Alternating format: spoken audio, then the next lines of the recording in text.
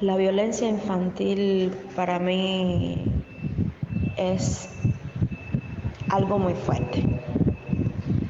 Creo que es fuerte a tal punto de modificar para toda la vida eh, a un niño. Sus opiniones deben ser tenidas en cuenta. Quizás la decisión no se tome en base completamente a sus opiniones, pero hay que preguntarle qué es lo que quieren, qué les parece esto, para que también ellos se sientan incluidos dentro de las decisiones familiares desde temprano, o sea, que se fomente eso de poco a poco involucrarlos en las decisiones de la familia. Bueno, yo creo que sí ha cambiado mucho la forma de educar a los niños, porque quizás la enseñanza que nos dieron a nosotros en nuestro momento, quizás ya no es la misma con la que nosotros criamos hoy a nuestros hijos.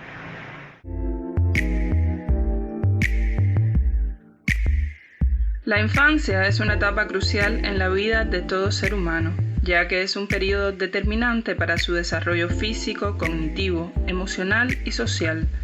Durante los primeros años de vida, las niñas y los niños experimentan un crecimiento y aprendizaje acelerados que sientan las bases de su personalidad, habilidades y trayectoria futura.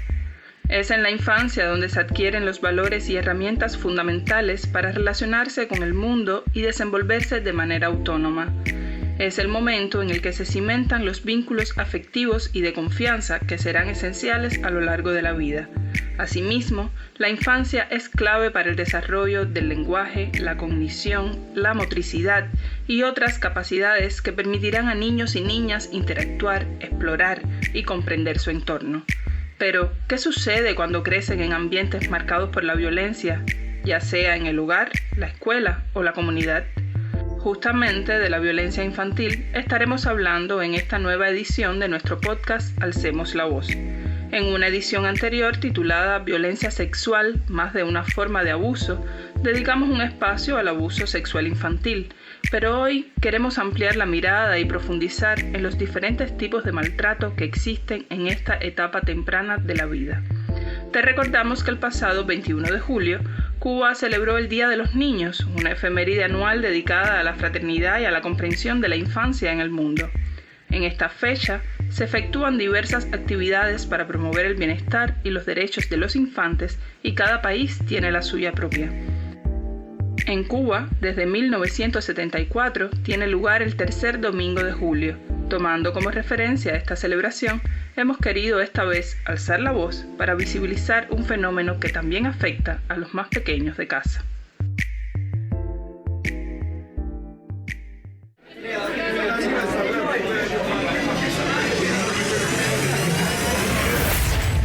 Alcemos la Voz, un podcast de la corresponsalía en Cuba del Servicio de Noticias de la Mujer de Latinoamérica y el Caribe, SEMLA.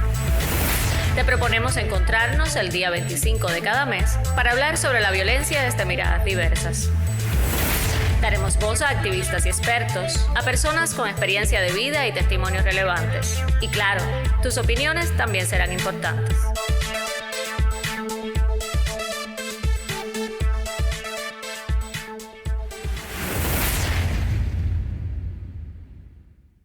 Yo tuve mi primer hijo a los 23 años. No tenía nada de experiencia con niños pequeños y lo poco que conocía de educar era a partir de la educación que me dieron a mí. No puedo decir que yo haya tenido una educación violenta. Yo era una niña bastante disciplinada, bastante tranquila, bastante obediente, pero sí usaban el golpe para disciplinarme en los momentos en los que mis mayores consideraban que lo llevaba. Con mi primer hijo yo, me avergüenza decirlo ahora, con mucha más experiencia y con más edad, yo no fui una buena madre desde el punto de vista de cómo disciplinarlo y de cómo imponerle límites. No tenía experiencia, era madre soltera, solo tenía a mi mamá para apoyarme y mi mamá no tenía mucha paciencia para el niño que era mi hijo. Mi hijo siempre fue un niño muy hiperactivo que que retaba la paciencia de cualquiera, incluyendo la mía. Y yo no sabía cómo lidiar con eso. Me frustraba y confieso que sí, que yo apliqué el golpe como castigo más de una vez. No me siento nada orgullosa de esto para mí es muy duro decirlo. Mi niño fue un niño muy difícil, siempre, muy rebelde, quizás precisamente por los métodos y la forma en la que lo crié. Ahora es un adolescente muy complejo que me culpa a mí de muchas cosas y tiene razón. Estuve 13 años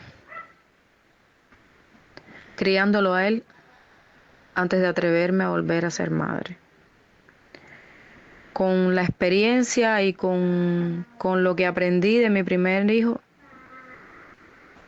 he intentado hacerlo todo muy distinto con el segundo.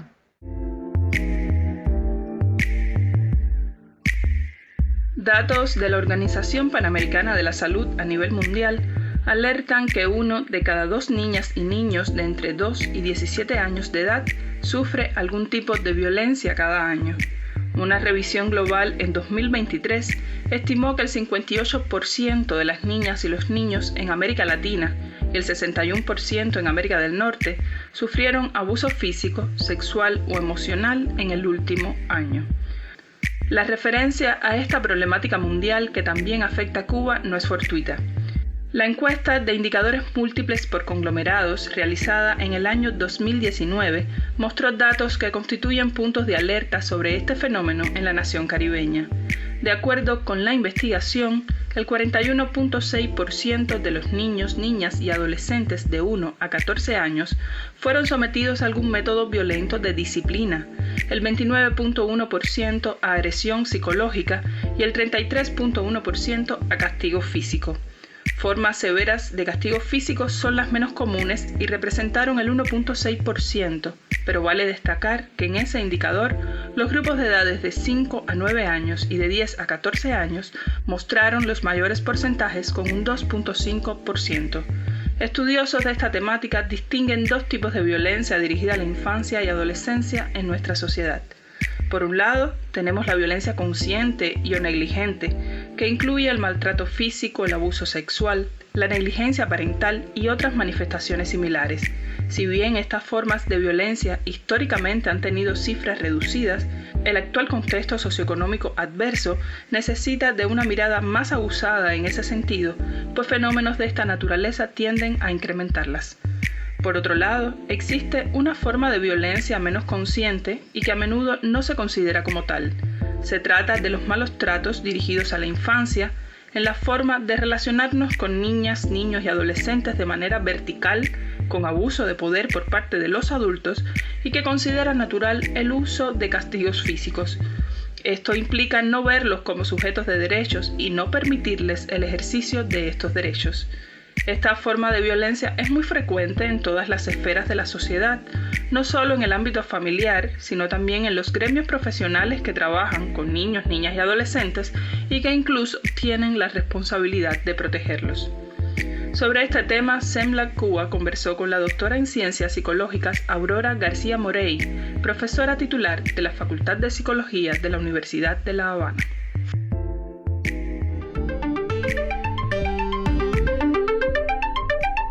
Bueno, para hablar este tema de violencia creo que debemos comenzar por la definición más general de violencia y no limitarnos o no circunscribirnos a la violencia infantil, entendiendo por violencia todas aquellas acciones, sean intencionales o no, generalmente son intencionales, pero la persona puede tener la violencia tan naturalizada que ni siquiera se da cuenta de que está ejerciendo una acción, un acto de violencia sobre otra persona o sobre una situación o sobre un contexto determinado. Por lo tanto, la violencia puede ir dirigida hacia diferentes ámbitos. Puede ser dirigida una violencia física, puede ser una violencia verbal, puede ser una violencia actitudinal y afectar. Lo que sí está claro que siempre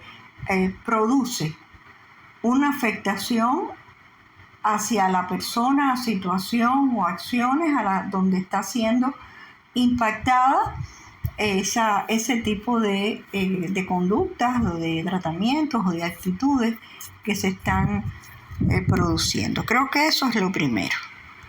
Todas aquellas acciones que vayan en contra del normal desenvolvimiento, del desarrollo de la infancia, pues son de hecho acciones que se constituyen acciones de violencia, porque la violencia no es solamente la violencia del golpe, del castigo físico, aunque por supuesto que es una forma que puede llegar a ser brutal, pero también la ofensa, el nombrete, el mote, la humillación, el establecer comparaciones, el no reconocer los éxitos por pequeños que sean, la burla del adulto hacia los niños, o la comparación o el establecimiento de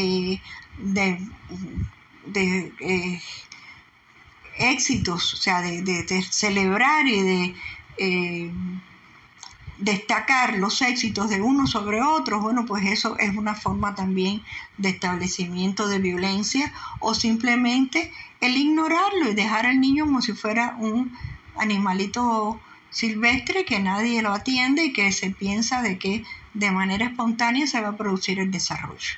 Eso también es una forma de violentar, de dañar y de ejercer una violencia. En este caso pudiera aparentemente ser pasiva con relación con la infancia. Todo eso está plenamente descrito en la bibliografía, está descrito y aparece como parte de la protección que tenemos que tener como familia y como sociedad, y el no permitir que se produzcan ese tipo de acciones sobre nuestros niños, porque eso va a tener también un impacto en su vida de adulto. Eso lo va a asimilar y probablemente va a reproducirlos en su vida de adulto con sus hijos, con los amigos de sus hijos y en fin, con todo lo que les rodea. Y eso va a tener, es como si fuera un perro que se muerde la cola y nunca vamos a lograr romper esa cadena de violencia.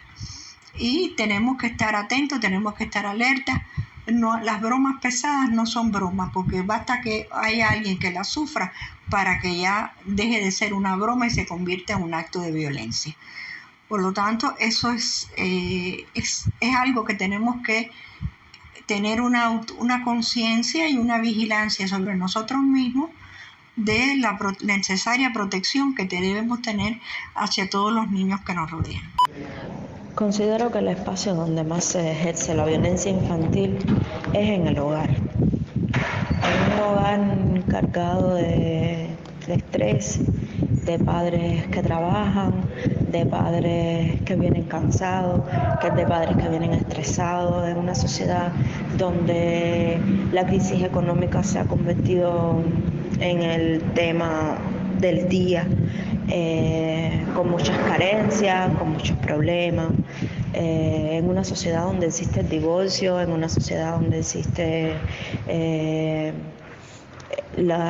un hogar disfuncional, donde la madre es soltera. Y creo que en ese entorno es donde más se genera violencia infantil, porque los niños son niños, pero los padres somos padres estresados y no siempre tenemos la capacidad, la paciencia o la tranquilidad y ecuanimidad para llegar a nuestras casas y decir, son niños y debemos compartir con ellos, debemos escucharlos, debemos jugar, debemos tener la paciencia. Y creo que sí, en el hogar es donde más se ejerce la violencia infantil. Una de las formas en que más se reproduce es en las escuelas. A veces los mismos maestros utilizan una forma de burla, por decirlo de alguna manera, a veces en un plano jocoso, a veces en forma de juego, que quizás los demás niños lo tomen como un juego, pero realmente a los problemas que se están aludiendo y los niños que presentan esos problemas lo van a tomar como una burla, se van a sentir rechazados, se van a sentir humillados delante del colectivo, porque amén de que el profesor o el maestro lo haga con ánimo de un juego, por decirlo de alguna manera, todos los niños van a saber a qué niño se está haciendo referencia. Si es por problemas académicos, si es por, no sé, por cualquier cosa, ya sea de higiene personal. A veces se hace una burla hasta del aspecto de determinado niño. En espacios públicos donde a veces no están, a veces son espacios pensados para niños, sin embargo, hay, por ejemplo, la música que se pone no es la más adecuada para ellos. Y otras cosas así que van pasando. O sea, tendría que sentarme a pensar bien, pero yo creo que fundamental es eso, ¿no? Siempre uno piensa en que a lo mejor van a un parque infantil, por ejemplo, y entonces la música que hay no es para ellos y es un lugar donde se venden bebidas alcohólicas, en fin, que al final no está pensado para niños. Además que en alguna familia se reproducen patrones de violencia infantil, no solo física, sino a veces también psicológicas, que por ejemplo si el niño no quiere saludar a alguien, entonces se dice que el niño es un mal educado, que es un mal criado, y hay que quizás ver por qué no quiere saludar a alguien.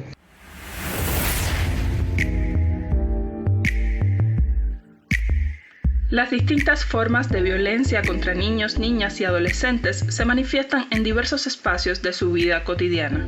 En el entorno familiar es común que se den casos de maltrato físico, abuso sexual, negligencia parental y otras dinámicas dañinas. Lamentablemente, la propia familia, que debería ser un espacio seguro y de protección, se convierte en un ámbito donde ocurren muchas de estas situaciones de violencia. Cifras de la Organización Mundial de la Salud indican que casi 3 de cada 4 niños de entre 2 y 4 años, unos 300 millones en todo el mundo, sufren con regularidad castigos corporales o violencia psicológica de la mano de padres o cuidadores. Asimismo, en el ámbito escolar también se presentan problemáticas como la violencia entre pares, el abuso de poder por parte de figuras de autoridad y la falta de mecanismos adecuados para prevenir y abordar estos fenómenos. Incluso en otros espacios donde los niños, niñas y adolescentes deberían sentirse seguros, como en actividades deportivas, culturales o recreativas, se han reportado casos de violencia y abusos. De ahí que abordar esta problemática de manera integral, atendiendo a los diferentes contextos en los que se manifiesta, es esencial. Para la profesora Aurora García Morey, existe además una razón clave para visibilizar y atender este fenómeno, y es que aquellos niños y niñas que se desarrollan en hogares o espacios de socialización con estos patrones de conducta violentos, los asumen como las lógicas de socialización propias, porque son las únicas que conocen y por tanto se convierten en su espacio seguro y conocido.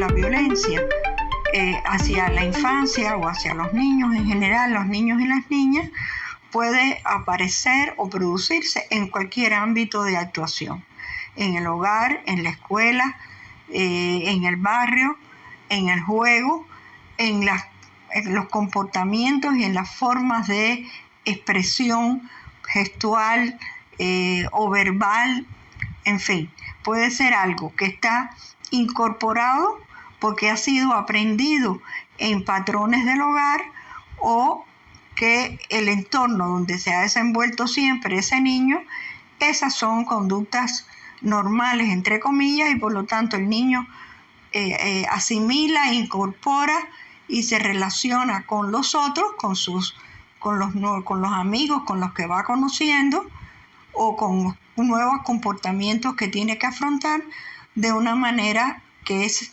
lesiva para el respeto del otro, o simplemente que está dañando la autoestima mediante burlas o mediante acciones que son acciones negativas. Este tipo de acciones se pueden identificar en cualquier ámbito.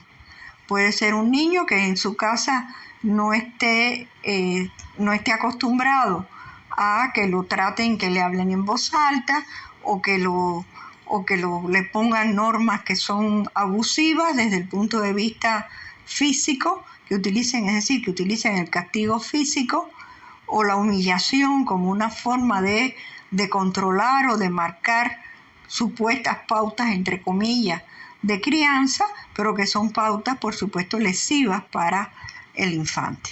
Eso puede ser un aprendizaje desde que el niño es pequeño. Y el niño va incorporándolo y a la hora de comenzar a tener relaciones con los otros niños, se pueden ver estas manifestaciones, bueno, pues en los círculos infantiles, en los cuidos, en el barrio cuando está jugando con otros niños o en la propia casa. Porque está basada en el irrespeto o está basado en ejemplos de irrespeto y de lesiones, es decir, que las personas se gritan, las personas se ofenden, se dicen cosas que se sabe que hieren al otro y por lo tanto el niño considera de que esa es la forma en que tiene que comportarse. Incluso hay determinados entornos familiares donde si el niño no se comporta de esa manera, pues lo consideran de que es un niño que no está siendo educado o que no está creciendo con la suficiente fuerza, la suficiente protección, entre comillas, en las relaciones con los otros. Y por lo tanto incluso se le puede ser objeto de castigo por no saber defenderse o por no saber comportarse en otros ambientes que no es la familia. Las graves consecuencias que conlleva la violencia infantil perduran a lo largo de la vida. Entre estos efectos se encuentran problemas de salud física y mental que pueden manifestarse incluso en la edad adulta. Además, las repercusiones sociales y laborales de este fenómeno pueden ralentizar el desarrollo económico y social de un país. El maltrato es una fuente de estrés extremo, lo que se asocia a alteraciones en el desarrollo temprano del cerebro.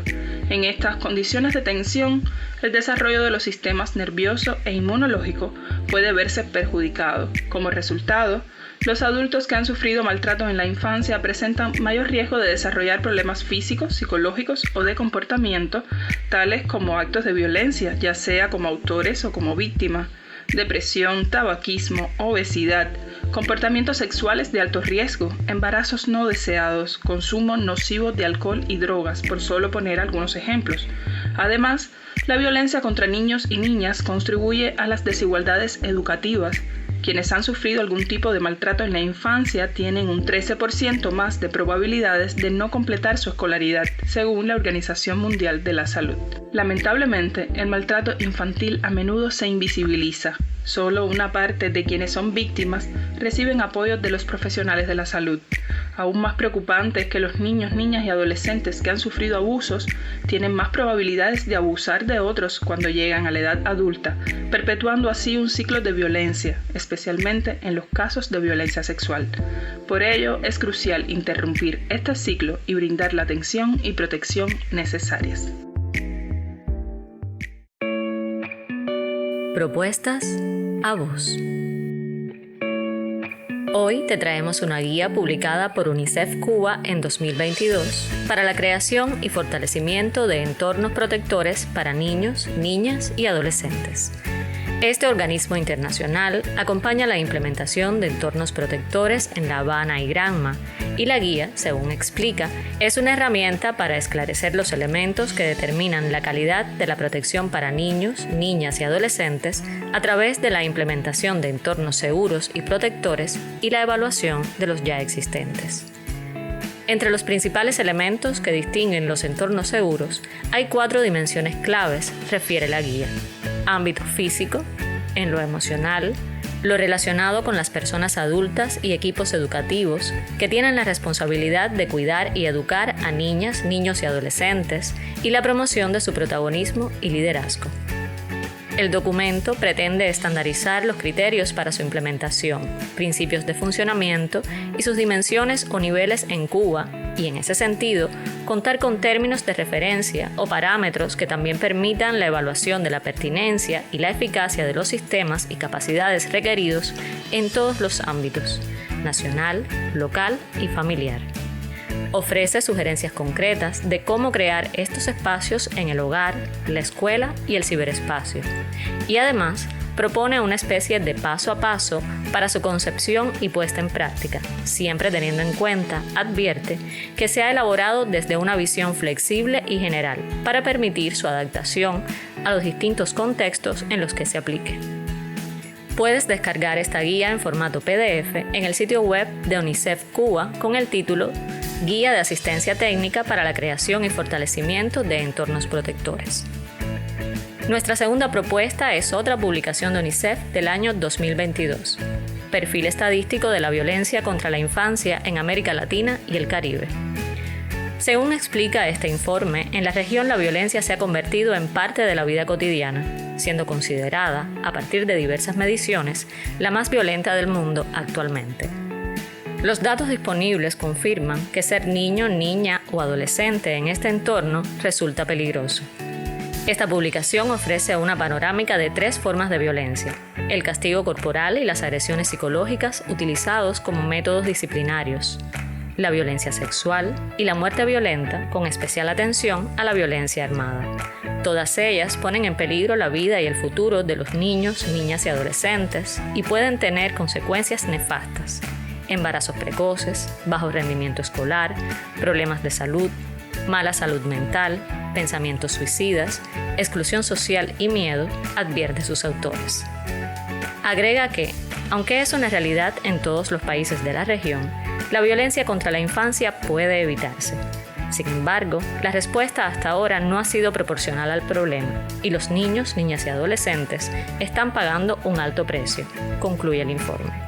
Puedes descargarlo en nuestro sitio web redsemla-cuba.net en formato PDF. Y esto es todo por hoy. Pronto volveremos con propuestas a vos. Yo creo que explicar los porqués y llegar a eso, no a imponer un criterio, sea por golpes o sea por diálogo, sino llegar a un entendimiento de tal manera que el niño o la niña entiendan qué fue lo que hizo mal y sobre todo por qué eso no debería volver a repetirse. Es mucho diálogo, pero un diálogo no monólogo, sino entre 2 personas, o bueno, 3 en caso de que intervenga la madre y el padre a la vez. En fin, el diálogo es lo más importante. Yo pienso que es muy importante llevar con los niños y las niñas una crianza respetuosa. Una crianza respetuosa donde, amén de que no se traspase el límite de hasta dónde llegan los deberes y los derechos de los niños y dónde comienzan los deberes y derechos de los padres, y cada cual tenga bien situado cuál es el lugar de cada cual, pero donde sean importantes los 2 criterios. Yo como padre o madre hago o trato de hacer mi mayor esfuerzo en que el niño entienda qué son las cosas que están bien hechas, cuáles son los valores que deben predominar, cuáles son los hábitos, las normas de conducta que debe seguir. Pero a la misma vez debo estar consciente de qué es lo que quiere ese niño. Para la socióloga y doctora en ciencias Clotilde Proveller Cervantes, el maltrato infantil es un problema social, de salud y de derecho que existe en una parte importante de la población infantil y que está invisibilizado e insuficientemente atendido y tratado. La especialista reconoce que el nuevo Código de las Familias, aprobado en referéndum popular en 2022, contribuyó a darle al maltrato infantil en el país una mayor importancia en cuanto a la prevención y la atención. Sin embargo, Proveller Cervantes apunta que con frecuencia se ve a niñas y niños como objetos y no como sujetos de derechos, y predomina la concepción adultocéntrica en torno a la interacción educativa hacia los menores. Hablamos sobre los niños, pero no hablan los niños, no se toman en cuenta y eso introduce sesgos, afirma la especialista.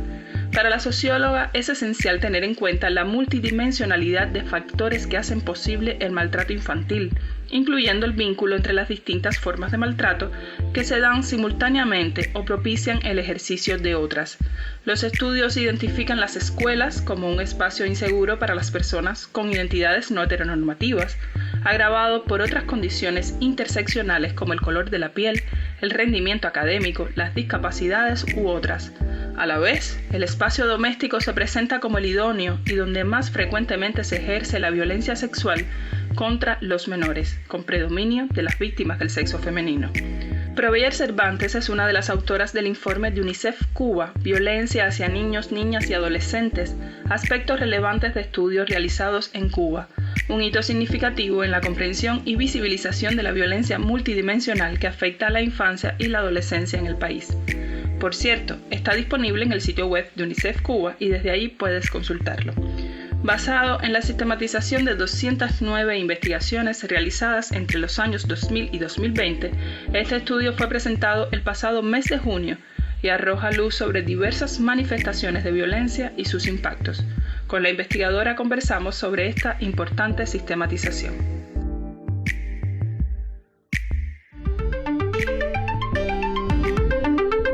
Yo creo que uno de los mayores aportes de la sistematización es que realiza un análisis de 20 años, es decir, desde 2000 hasta el 2020, de los estudios de distinto tipo, de distinto corte, desde tesis de doctorado hasta artículos de divulgación sobre maltrato infantil en Cuba.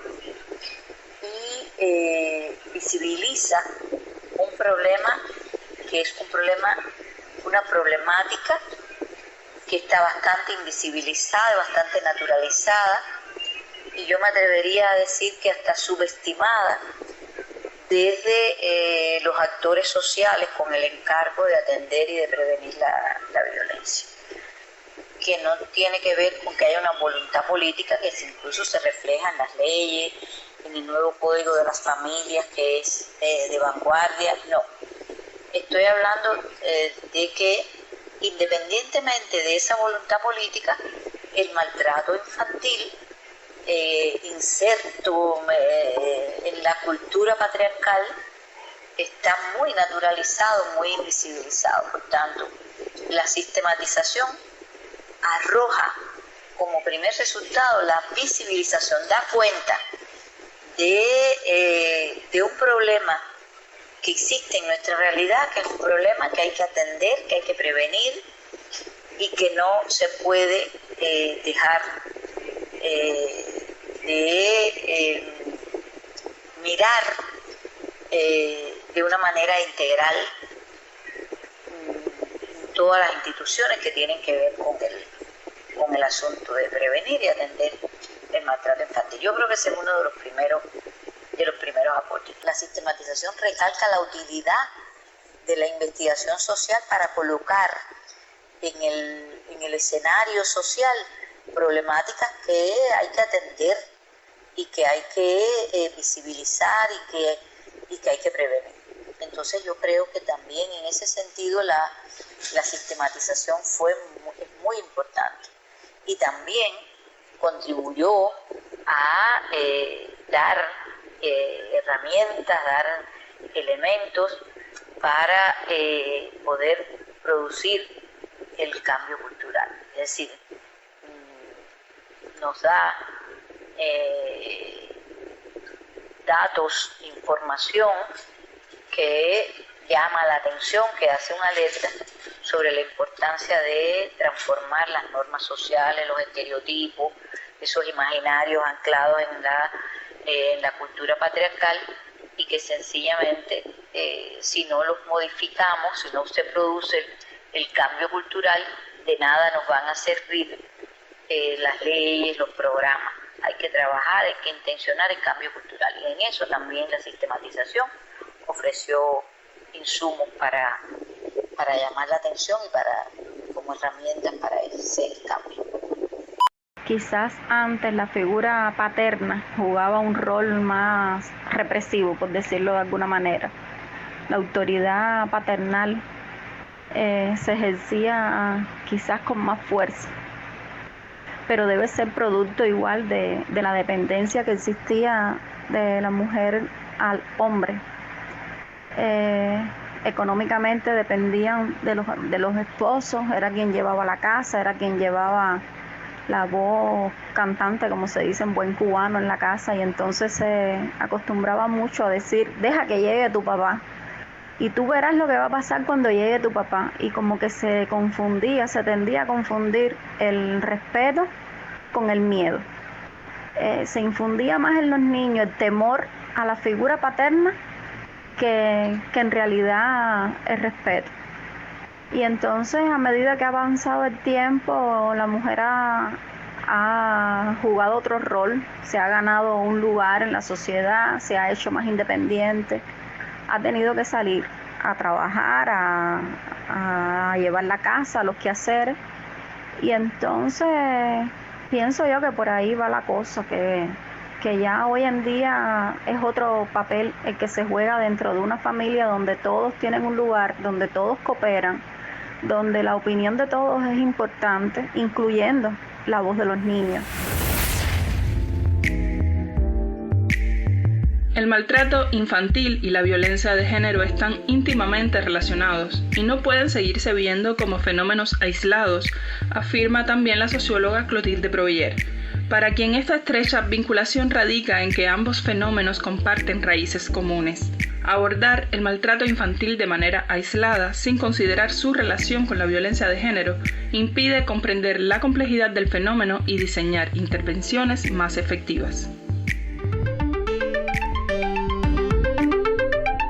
Hay una interrelación entre maltrato infantil y violencia de género porque están mutuamente condicionadas. Y por tanto ha sido reconocido internacionalmente que tanto la violencia de género como el maltrato infantil no solo están interseccionadas entre sí, sino que además se interconectan con otras formas de discriminación, como las que se generan a partir del origen étnico, la clase social, la zona geográfica en la que se vive, es decir, entre otras muchas conexiones, ¿no? Y hay un elemento que no se puede desestimar a la hora de ver el vínculo entre la violencia de género y el maltrato infantil, es que comparten elementos comunes en sus causas, sus manifestaciones, sus consecuencias, sus factores de riesgo y los factores de protección. Las víctimas del maltrato infantil están expuestas a múltiples formas de violencia que no se pueden abordar aisladamente si se aspira, por supuesto, a que haya una atención integral de ambos tipos de violencia. No se puede perder de vista cuando se analiza la interrelación que el orden patriarcal sigue una jerarquía de las líneas de género y las líneas de generación. Es decir, el patriarcado se ejerce desde los hombres hacia las mujeres y hacia lo femenino, y donde las generaciones jóvenes están subordinadas a los hombres mayores. Por tanto, como parte de esa jerarquía de género que impone el patriarcado, hay una intersección entre la violencia de género y el maltrato infantil, puesto que ese maltrato infantil es parte de esa espiral de maltrato que ocasiona la violencia de género. La violencia de género es transgeneracional, se transmite de una generación a otra. No se nace violento ni se nace pacífico. Si no somos violentos ni pacíficos por naturaleza, lo aprendemos, es una conducta aprendida. Y los niños que viven en hogares donde la forma de relacionarse los adultos es mediante la violencia, los niños aprenden esa violencia.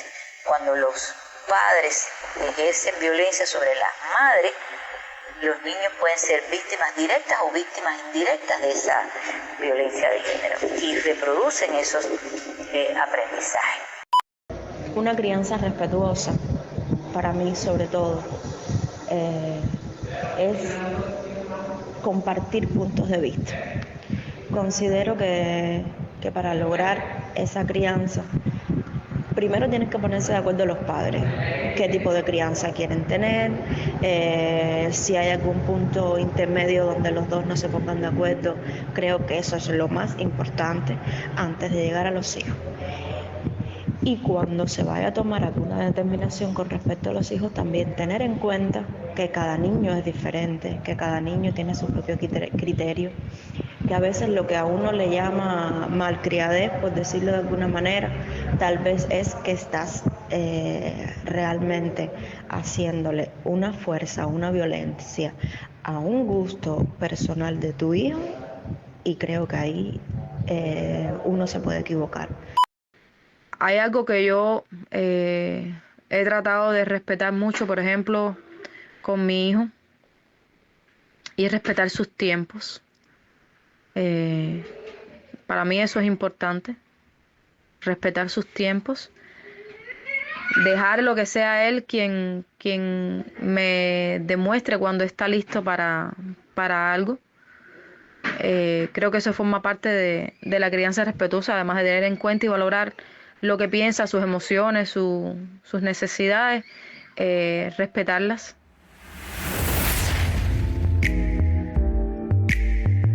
Ofrecer recursos y acompañamiento para que los niños, niñas y adolescentes no sientan temor es clave para prevenir situaciones de violencia. Ello pasa porque como sociedad demos un salto en la forma de entender la infancia y la adolescencia. Desde el Estado, las familias y las instituciones dedicadas a proteger a este grupo poblacional, se debe trabajar conjuntamente para lograr entornos donde los niños, las niñas y los jóvenes puedan desarrollarse de manera integral y segura.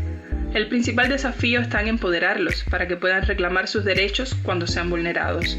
Para conseguirlo, es imprescindible capacitarlos desde edades tempranas, siendo la escuela y el sistema educativo un actor fundamental. De acuerdo con la Guía de la Asistencia Técnica para la Creación y Fortalecimiento de Entornos Protectores de la Infancia y la Adolescencia en Cuba, publicada por UNICEF en 2022, los entornos protectores se caracterizan por ser espacios físicos, emocionales, ambientales y sociales que favorecen el ejercicio de los derechos de la niñez y la adolescencia. Deben contar con condiciones humanas, materiales, políticas y sociales que potencien su desarrollo integral y su bienestar. 3 entornos protectores fundamentales son la familia y el hogar familiar, considerados como el primer espacio de protección donde se velan por los derechos, se mitigan riesgos y se fortalecen habilidades. En segundo lugar, la escuela, entendiéndola como un espacio seguro y positivo, libre de violencia, donde se aprende y enseña sin amenazas, y como un tercer elemento, el entorno digital seguro, que ofrezca oportunidades de desarrollo sin riesgos asociados al contenido, contacto o privacidad. Lograr estos entornos protectores es crucial para el pleno desarrollo y bienestar de niños, niñas y adolescentes como sujetos de derechos.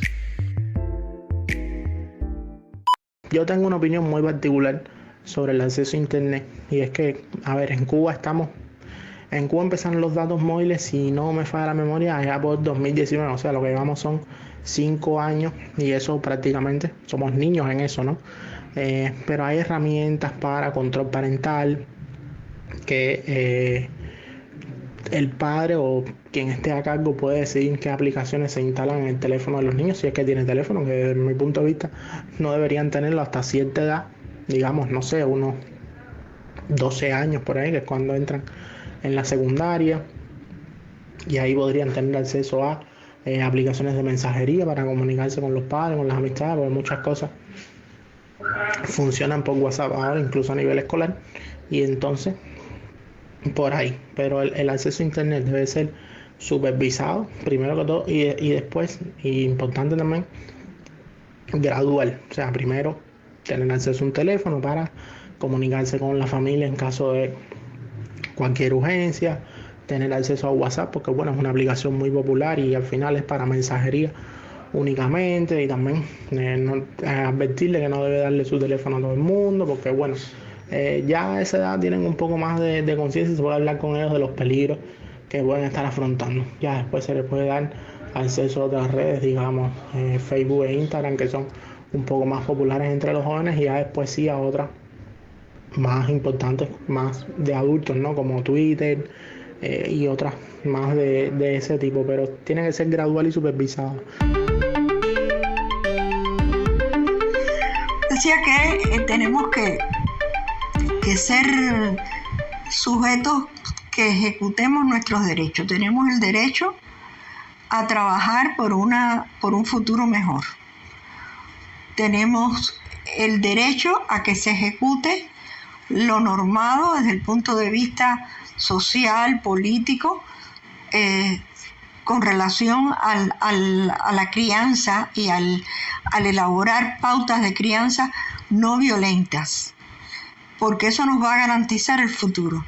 No podemos pensar en un país próspero y en un país donde los sujetos sean capaces de conducir sus propias vidas si esas normas están basadas en relaciones de violencia, porque siempre va a haber un violentador y un violentado, y por lo tanto ese desequilibrio no va a permitir el buen desarrollo de nuestra vida y de nuestra sociedad.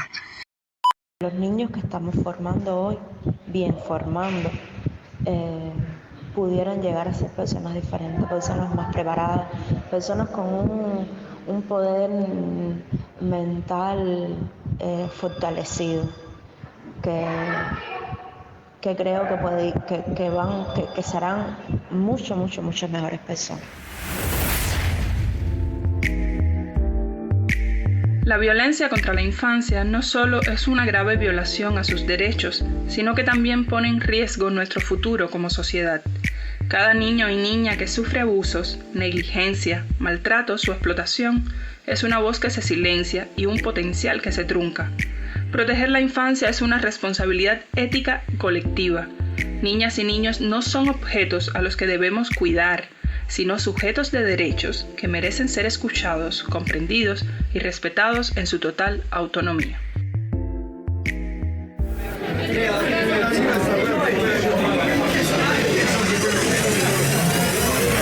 Y ya bajamos decibeles. Hasta otro encuentro en que alcemos la voz.